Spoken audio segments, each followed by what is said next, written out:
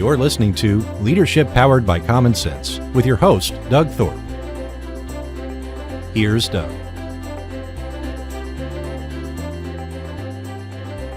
Well, welcome everyone. You're here with another episode. I'm your host, Doug Thorpe, and today I have Ms. Leni Rivera with me. Leni is an expert on the new emerging workplace experience. And I don't know, I'm probably butchering all the words that go with that, but if you own a business or run a company, you know you're challenged by how do you get everybody back to work in the facility as you knew it before COVID, and what are the combinations of things to be thinking about?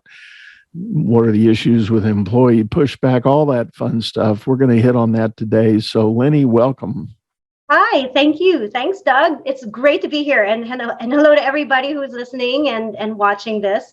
It's a wonderful time to be here. I know you did not butcher any of that. You got that all right. It's a mouthful.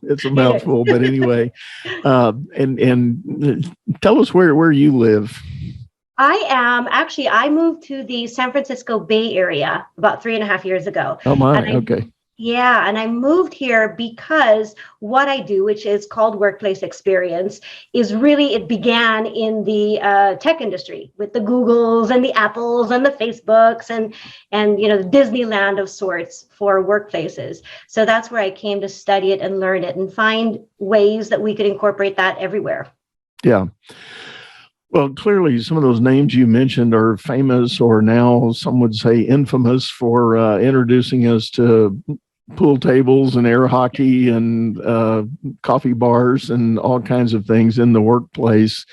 And I actually, when I heard stories about that in the early emergence of all that, I laughed. The bank I worked for many years ago actually bought a building and retrofit or built it out with really fancy upscale, accoutrements. We had, glass panels in the offices, and we had chrome bars and rails and work surfaces and all that sort of thing. We didn't get any of the tchotchkes like pool tables or foosball, but we were close. And how did that work out? Actually, it went very well. People were taken aback. And keep in mind, this was what I would call an old school bank at the time. We had closed offices, mahogany desks, and we still wore, Navy suits and burgundy ties all the time. This was even before Casual Friday stuff kicked in. But it was pretty revolutionary, and we did the casual dress code and all in the middle of that. It was just this massive cultural change. And I don't want to digress too far in that, but one of the interesting opinions that was shared, there was a lady on my team that she said, I know we're going the wrong direction when the women start propping their legs up on the desk to cross their feet and do their work. And I thought a minute and I said, yeah, point taken. but anyway, that's on a galaxy long ago and far away. So we're not there anymore. But no, it's a pleasure to have you here, and golly, it's hard to kind of imagine exactly where to start on this question. But so let me take a stab at it. What do you think company owners and leaders need to be thinking about? Do you have a priority list of questions they ought to ask themselves about the establishment of the new work environment post-COVID? Well, the way that, I've been doing this consulting work for about a year now, and every manager, leader, HR professional, everybody who comes to me, they come at different stages. And that's why there is no really one size fits all that I can tell everybody to do, because it depends on, there are some companies, for example, that have already begun a hybrid sorts work environment prior to the pandemic. It just was a very different perspective than it is today. There are some people who are, some companies that are highly resistant to the changes. And my questions around that would be why, and then we would address those reasons. So it depends on where they are in the spectrum. But the one thing that I can say that will cut across everybody is this change into this new remote work environment is not only inevitable, it's necessary. So it will happen, regardless of the stage that you're in accepting it and transitioning into it. You will eventually, companies will all eventually move into that. And there's a couple ways, there's a couple proofs in the pudding for that. The first that I always lean into is technology. In the recent CES, which is Consumer Electronics Consumer Electronics Expo that they have in the Bay Area, but with all of the the latest technology trends, there's a lot of focus on empowering both employees and the companies in this new remote work environment. And as we know with technology, it will continue to advance and grow, and it'll continue to empower people and companies in both ways. The other thing is that once people have started to work from home, and the technology is there, everything is there that's ready, that's available for them to be able to work effectively, productively at home. The big question that companies that don't allow this transition to happen, the big question that they're going to be competing with is why? Why do I have to be in the environment? That's the question they're going to need to contend with, and that will become bigger and bigger and bigger. There was an article I read just this week from Bloomberg, and Bloomberg had an article that said employees are now returning to the office only to jump on Zoom calls. So again, it's why? Why do we have to come into the office? And so there are people who are wanting to run back in, and the people who are wanting to run back in, a lot of them are people who've been cooped up and have been dying to see people and be around people, right? But once they do that, eventually that'll be old. And then they'll realize all the benefits. Oh, I have no more commute time, the benefits of being, having better family life, better, quality of mental state. They're going to start to want to come back. And then there are the people who are resisting coming back to the office because in their minds, they're seeing the office as it was in 2019. Not the office of what it could be if you transition. So they're not wanting to come back. So it'll change, it'll evolve, but I guarantee the new remote work environment, it's inevitable and it's necessary. Well, I agree. And I think there are so many elements of this discussion to be explored. And one of the ones that I do in my work as an executive coach is helping business owners and leaders try to begin the process to rethink their own expectation about how it needs to work. And so many times I run into what I call a classic command and control mindset. It's like, I'm not in charge unless I'm in control, and therefore you got to be here for me to be in control. And that's just a horrible mindset and a gross insecurity that is being thrust upon a work team to have a leader that is, and I go so far as to when somebody really demonstrates that position in their mind, I say they've stepped out of they're not really thinking as a leader, they're thinking as a manager. And we need leadership in this new world, new environment. You said that beautifully. And I think in my experience too, what I've seen, these are the folks that have this mindset of command and control and being in control. And I want to make sure I can see, how do I know my employees are doing their work if I can't see them? And how are they going to get promoted if I can't see them?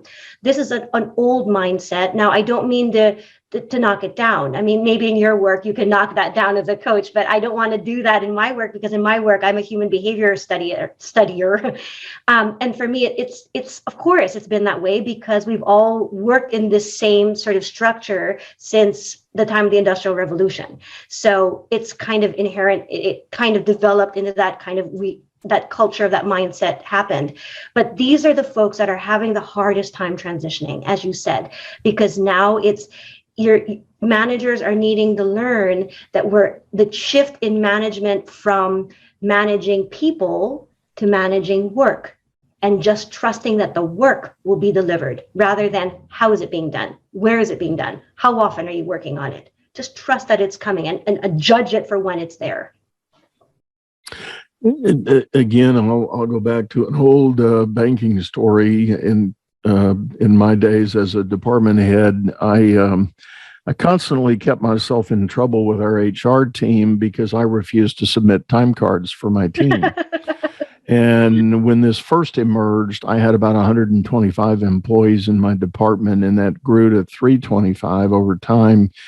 But, HR called me, "Where's our time cards?" And I said, "We don't have any," and well, how do I know what to pay people? Well, they're all on base salary, pay them their base salary. But I don't have evidence that they worked. And I said, "I'm attesting they worked, pay them their base salary. I'll sign whatever you want me to sign." "Well, I need you to sign a time card." And I said, "Yeah, well, that's not going to happen." and we had this, and in the principle was, I chose to trust my people to understand the expectation of the work, to use your word, the work they needed to do. And I literally, and I told them this, I don't care when you show up or when you leave, you are going to have a work assignment. When that work is done, I'm happy. That's awesome. When, where, and how it gets done, I fundamentally don't care. Now, don't do it, we're going to have a problem.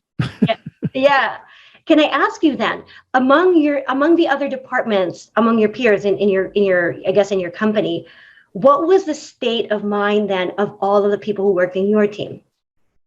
My team, the state of mind was high, and the state of mind on other teams that were, I guess I could even call it sister to my organization, they all wanted to come work in my department. I love it. Doug. And I love that you were a part of that before it was even a thing, because you're exactly the proof about why this works. There's study after study. I'm taking my organizational psychology master's degree, and there's study after study that show that trust and environments that are a high trust environment are the ones that succeed, are more innovative, are more productive, are more engaged, hands down, 9 times out of 10 over all other work environments. And you're proof of that. You're like the perfect person to be doing this coaching then. Yeah. And, and part of it does go back, I think, at the root for the executive that's responsible, or the owner of the company that is struggling with this. It really does go back to their heart and mind about this. Have I hired people I think I can trust? Mm-hmm. I have to deal with that question first. If I have, then why don't I trust them? Why don't you let them loose, let them do the right thing? And I've been a big advocate for a long time of the fundamental principle: people don't wake up in the morning wanting to come to your work and do a bad job. They want to do the right thing. So that's another leadership challenge. You have to tell them what the right thing is. Pretty simple. Yeah. That's right. And ironically enough, that transition that you made naturally and organically all those years ago is the exact transition that many company leaders are struggling with as we transition into this new environment. Because I think I'm seeing it all the more now, where the pandemic is really starting to dwindle away. Last year, there was a sense of it's still temporary, I'm not going to make any major changes. Now they're realizing it's here to stay. And the other aspect about a change in this new environment that is difficult to embrace, or makes it difficult to embrace, is that it's not just the place that's changed, it's everything around it. What I mean is, companies have always been centralized. The structure's always been centralized since the time of the Industrial Revolution, even before then, right? That means that employees always worked in an office. Because you have everybody in that office, that enables things like, this command and control mindset. It also enables other things like job descriptions, organizational structures, and hierarchy, where managers sit. They get the corner office, how offices are designed. Also things like performance measures and KPIs and management expectations and leadership training programs, team building programs, criteria for promotions, performance evaluations, leaves and benefits. The list goes on. Everything, all those strategic decisions were based on this structure that everybody was in the same place. Now that things are decentralized and people are working outside of it, doesn't matter whether that's 2 days or 3 days, or I don't know how many days, right? Doesn't matter. But the fact that that's now decentralized, everything needs to be revisited. Your KPIs need to be incorporated somehow else. Management training, as you're saying, and coaching needs to be changed. How you create organizational structures and hierarchies are going to need to be revisited. KPIs, performance measures, how criteria for promotions, leaves and benefits, et cetera, is all going to have to change. And I think that's what company leaders are now facing, that this change in environment is not just physical, it's organizational. And that's where I think the tricky part is coming in. Yeah, I agree. And it's definitely a huge challenge for the, I'll call them old school managers that are still in charge today. They're struggling with some of that. I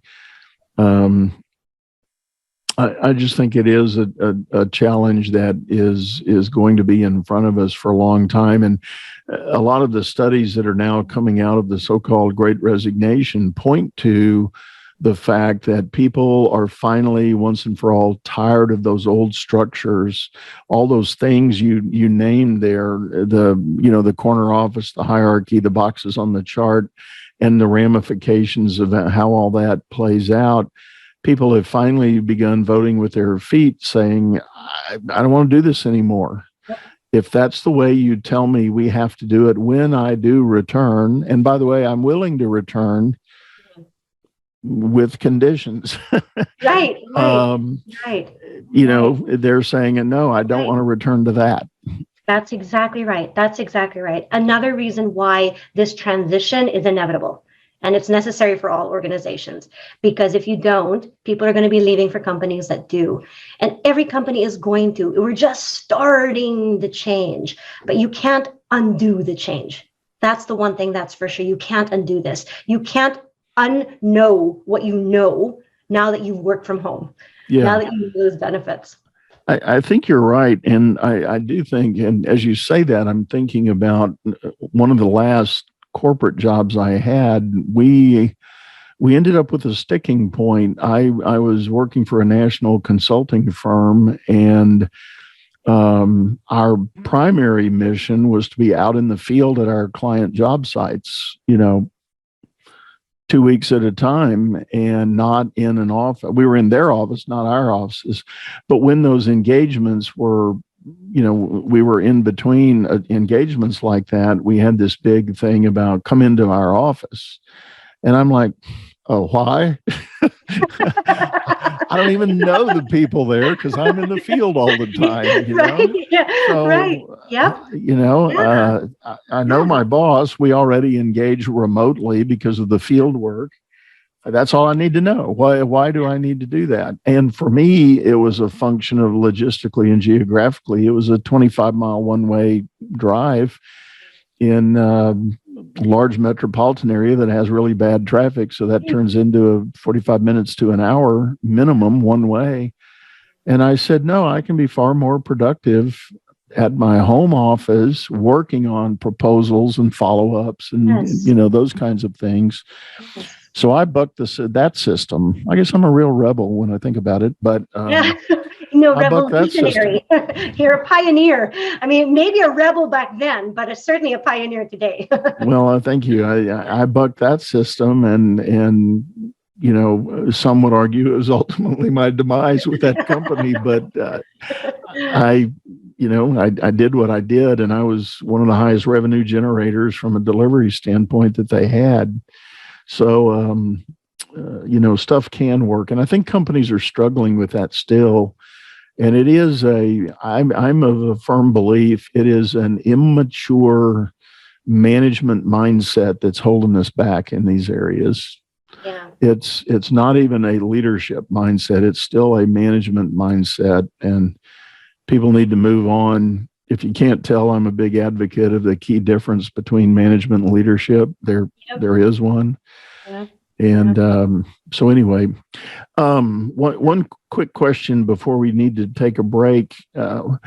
What do you see as ways that employees are eager to engage now that and yes, we can argue how far past COVID are we, but there's definitely a shift coming to some sort of return to normal, whatever the new normal may be. Yeah. What do you see employees doing to demonstrate their new mindset?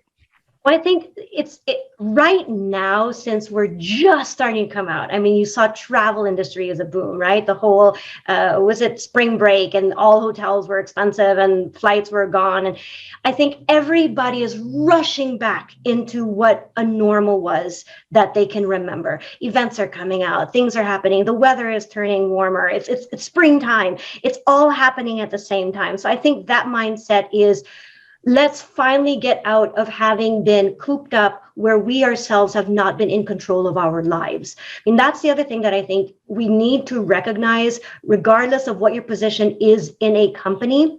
We need to recognize that coming out of a pandemic is like coming out of a war.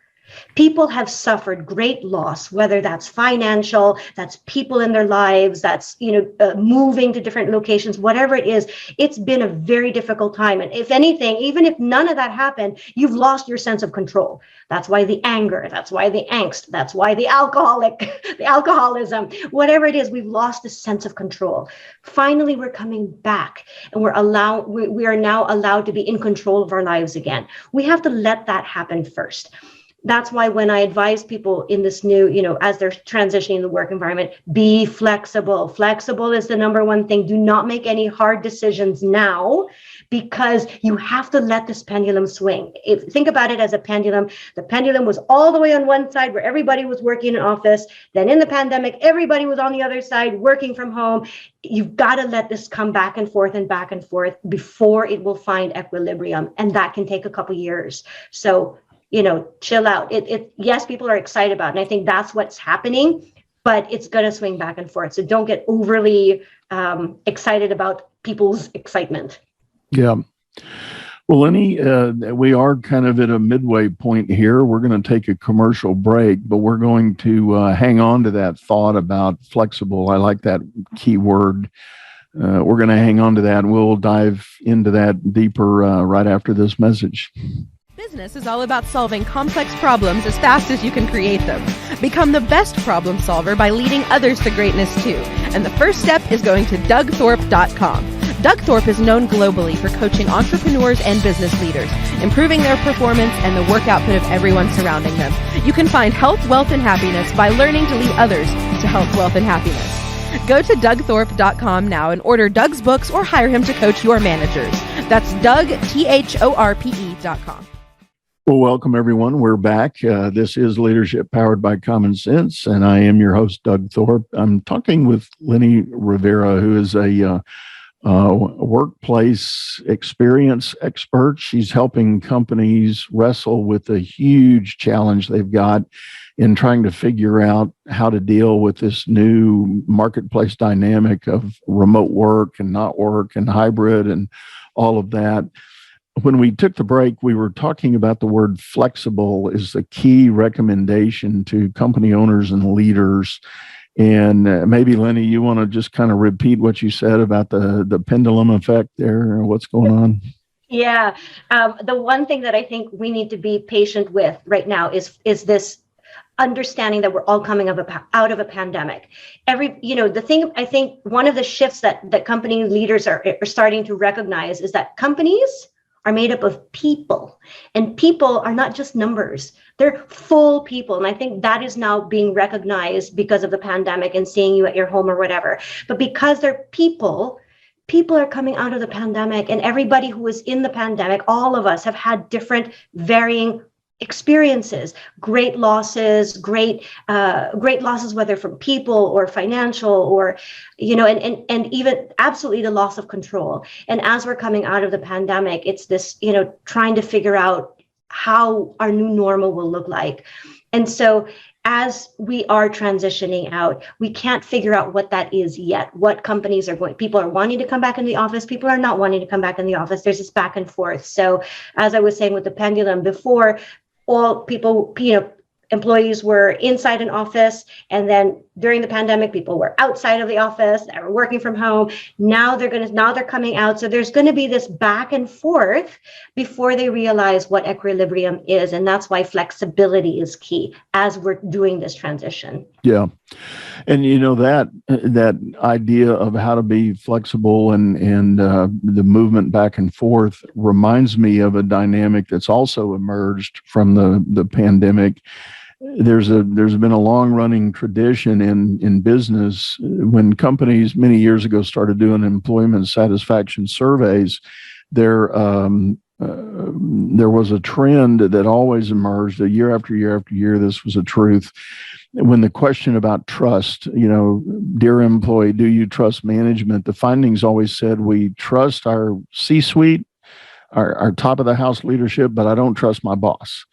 And that happened year after year after year. But during the pandemic, when those surveys started coming in, there was a flip of that script. The findings were saying we don't trust senior management, but I do trust my boss. Wow.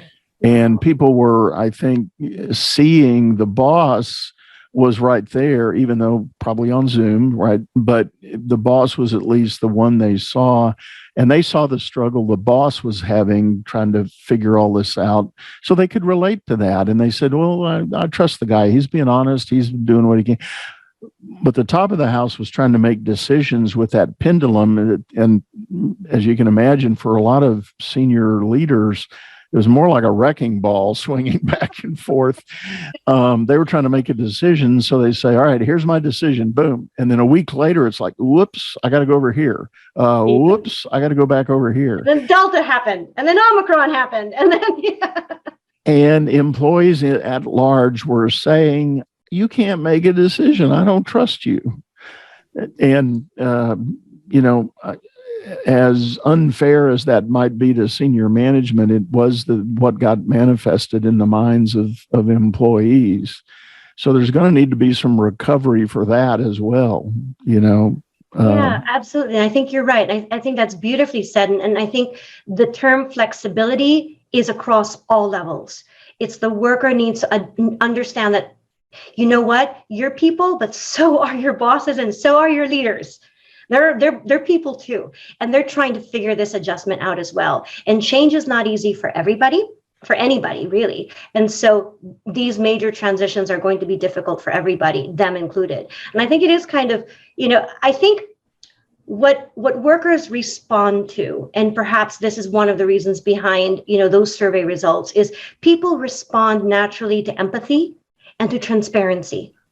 And if your boss has been with you this whole time, and even now, hey, I don't know if I can come in today, can I just work from home? Yeah, of course. If there is an empathy and a transparency in the decisions that we're going on, you see that with your boss, as you said, you see them more often. But the company leaders, if they're just making decisions without taking into consideration your input, that's when trust is eroded. So as company leaders move forward, and this is, part of the conversations that I have with leaders, is you have to lead with empathy, and you have to find fair ways of incorporating the input of employees. Otherwise, it's not going to work. It's not going to work. And it's also why you see companies are doing different things as they transition into this new environment.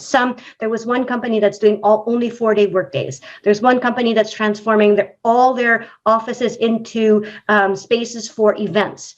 There's another one that, teams will decide who come in and who doesn't and when you come in. But company leaders will have nothing to say about those decisions. So every company is making their own decisions on this, and the companies that are doing it right are those that are incorporating the input of the employees.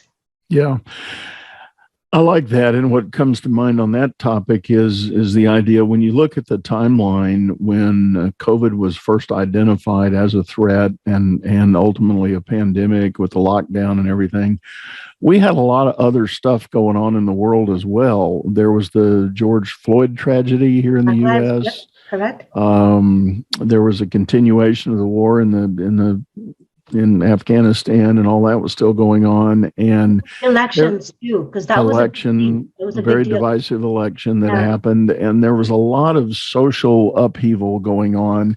So we had the forces that were still worried about social justice, environmental, all those things. And if you're the CEO of a company that has any exposure in any of those fronts, that pendulum was more like a wrecking ball. There was stuff swirling around. I did just to tell a quick story, I did some coaching with Coca-Cola, and one of their executives was telling me when the whole BLM movement rose up, there was a undercurrent at the headquarters in Atlanta, and they said, employees were saying, we need to say something, we need to take a stand. And management was reluctant. Coca-Cola traditionally doesn't do that. So they were a little bit reluctant. So a whole group of employees heard that there was going to be a march to the Capitol in Atlanta, which is just blocks away, between the Coca-Cola headquarters and the Capitol. So a bunch of them went out on the street with their red Coca-Cola shirts on, and they were marching and singing and doing everything. Well, the breakout of the brick throwing and vandalism started happening, and store windows were getting busted out.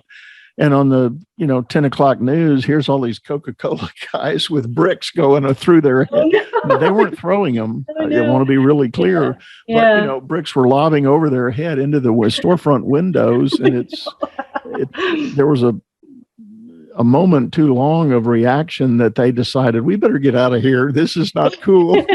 And they left, so point being, they were nowhere close to involved in that aspect of the outcry, but they were trying to be present for the core meaning there. And it created a conundrum, and senior management sitting there going, what do I do with this? And, it causes trust problems. That's right. Well, one of the important things I think that the Black Lives Matter, the George Floyd murder and all of that happened is it happened in the time of the pandemic where we all saw it, and you couldn't not see it.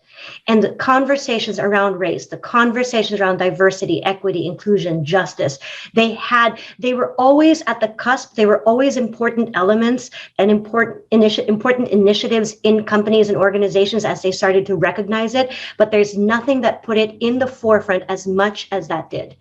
And it's why, like now, I've just been recently certified for DE&I in the workplace, the diversity, equity, inclusion in the workplace, because as we transform into this new work environment, hey, if you're going to be redesigning your corporate offices anyway, why don't you redesign it to make sure that it's inclusive?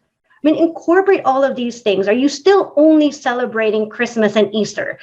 Are you not including, Diwali and Eid and, all these other celebrations as well in your food, in your beverage choices, in your events and programs? What kind of representation are you having? Do you have,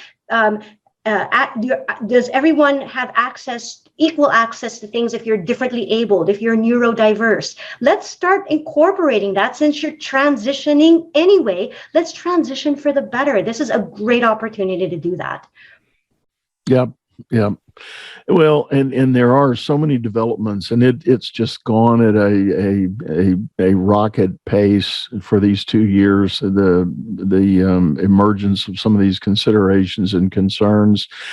One might argue people had too much time on their hand to think about all that stuff. Others would argue, and this is the one I favor, is no, I think we've become a little more enlightened about what we ought to be thinking about here. We've realized that some of our old ways of thinking just really aren't as effective as they could have been or should have been. And, it's simultaneous with all this, it's a time to rethink some of those core values and approaches. And the red flags have been there, Doug. The red flags have been there for years and years. Studies have shown, study after study. My favorite reference is the Gallup poll that came out, I think it was 2017, but don't quote me on that. It came out before the pandemic that showed 70% of America's workforce were actively disengaged. That means that they're coming to work, they're just doing their thing, they're not even really there, they don't have their real, but they're actively disengaged. That means that they're actively unhappy in their work. I mean, it's no wonder why the Great Resignation happened. I mean, it's kind of like, well, duh, of course that would happen. So if you look at, depends on what you look at to say that your company was successful. Are you going to look at what metrics are you looking at? Because people weren't happy back then. So it's about time that we start focusing on that now. At the sake of sounding like the old man on the park bench, we used to call that quit and stay. The employees that would, that was the worst employee to have, is the one that quit and stayed. Yeah. Wow. And sad to say, there was a vast majority, 70% of employees in America were quitting and staying. Yeah. It's such a sad place to be in. If you know what it is to love your job and to be appreciated and to feel like you're a part of something special and part of something bigger than you, if you know what that's like, it takes on your whole life. It ripples into your family, into your community, into everything that you do. And that's what I and people like me are really trying to get across into organizations. Since we're going to be transforming, let's transform this way. Let me ask this, and I want to kind of collect the thinking here. On the one hand, it may feel like we've been beating up on executives and owners too much, and I want to rally for their cause. Where do we draw the line and tell employees, you still need skin in the game? You still need to think about these demands that you're now, you feel liberated and free about insisting on X, Y, and Z. At what point does that line have to get drawn and pulled back a little to the middle? Mm-hmm. And that's a great question. And I think that will start, those solid lines are going to start to become more solid as we transition. As we move along, it's part of the flexibility, but absolutely first and foremost, there needs to be an understanding that with trust equals accountability. Trust is a two-way street, my friends. It's a two-way street. If you're going to ask for autonomy over your work, then you have to be accountable for the delivery of your work. And I think that as HR and other entities start to focus on managing the work and measuring the work and the quality of the work, that will be the focus. And that will be the accountability on the employee side. So for the employees, you're supposed to deliver, say, this kind of work on this day and this time. Okay. If you do not, okay, you have not done it. You are measured according to your deliverable. It needs to be very clear. But I think that will help. That transparency will help in drawing that line. And I asked that question because I'm thinking of a situation I'm keenly aware of. I've got a client company, they're a technology company here in Houston that is trying to recruit a programmer, a developer. They're offering a base salary of $180,000. Oh, it's not a small job. They had a candidate show up who went through the interviews, and actually they are administering a skills test as part of the hiring process, which is one of the things I advised them to start doing. And the guy passed the skills test, and they got down to issuing the offer letter, and he goes, "Oh, well, let me ask about this office hour thing. What's the deal?" And they said, "Well, the real policy is we fundamentally don't care, but there's one element of accountability," your point that you're talking about. They said, "When we start a project and at checkpoints through the project, we would like you to be in the office so we can have the team meeting to talk about those checkpoints. We like to do that face to face." And the guy said, "Yeah, I'm out." And they go, "What? What do you mean?" And he said, "I live about 15 minutes from the office, and that's too much. I don't want to drive that." We said, "Wait, did you say 15 miles or 15 minutes?" He said, "No, 15 minutes." We said, "Are you serious?" Wow. That's And is that really the reason why? Was there any well, other thing? I mean, because that we don't know, right? We'll take it for his word, and that's all that there is. we got to take that one at face value. But I told my clients, I said, I don't think that's true. I think he took your letter to his boss and said, "I want more money. Look what these guys are going to pay me." And I'm sure that's the discussion that's going on the other side of all that. Well, if there's anything, I mean, if taking everything then what you said, then this person is not a fit in that culture. Right.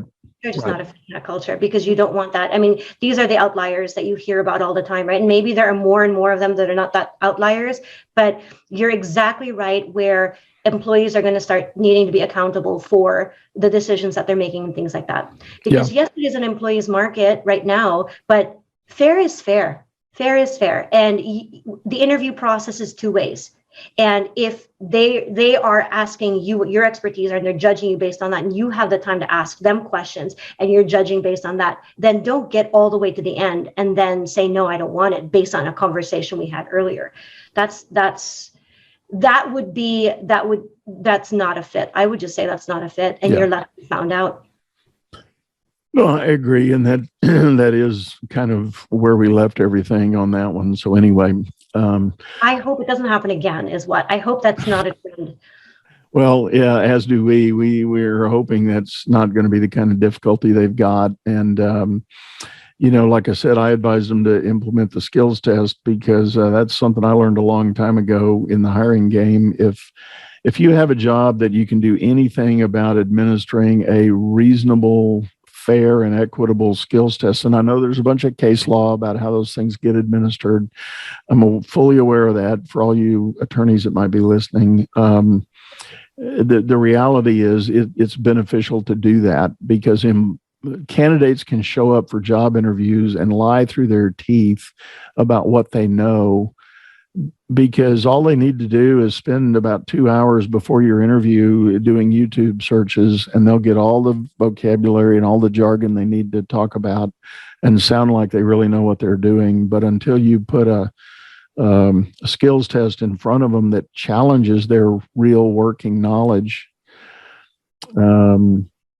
I did something like that in the company I had once upon a time, and for the first 2 years of the company, we didn't do that, and our hiring was so difficult and so unsuccessful, but we got the idea to implement that, and the quality of our hires went through the roof at that point. And in the test I had, if somebody knew what they were doing, they could finish it in about 20 minutes, and it would be spot on what I needed them to do. But if they didn't know, it could take an hour, hour and a half. And as soon as somebody went over that 20, 25-minute mark in the test, I thought, nah, you don't know this. You've already shown me you don't know this stuff. I think you're right, especially when it's like a skills-based thing. Yeah. And like over here, software engineers, they all go through that. They go through a series of skills-based tests. Yeah. So, yeah, I agree with you. And that's what this is. The client I was referencing, it's a software engineer type job, and I should have used the Bay Area term for that. We just call them a programmer. Well, I understood it. I mean, they're called any of that. You just don't call them IT. That's what I learned. You don't call them IT. I learned that the hard way when I moved out here. Well, on that note, Leni, I'm going to say thank you. This has been a pleasure visiting with you. Real quick, any instructions on if people want to get a hold of you and tap into this wonderful expertise you've got? How do they do that? Sure. I have a website that you can come and visit. It's www.workplaceexperience.net. Experience is spelled with an X. So www.workplaceexperience.net. Okay. We will have that in the show notes here for you to refer to. And it's been a pleasure. And thank you so much for being on the show. It's been wonderful. I've learned a lot from you too, Doug. So thank you very much for having me. Well, good. Well, everyone, this has been another episode of Leadership Powered by Common Sense. It's been a pleasure having you with us here. I hope you did get something out of it. If you've got questions, reach out to Leni, or certainly reach out to me. Let me know, and I can forward the question to her.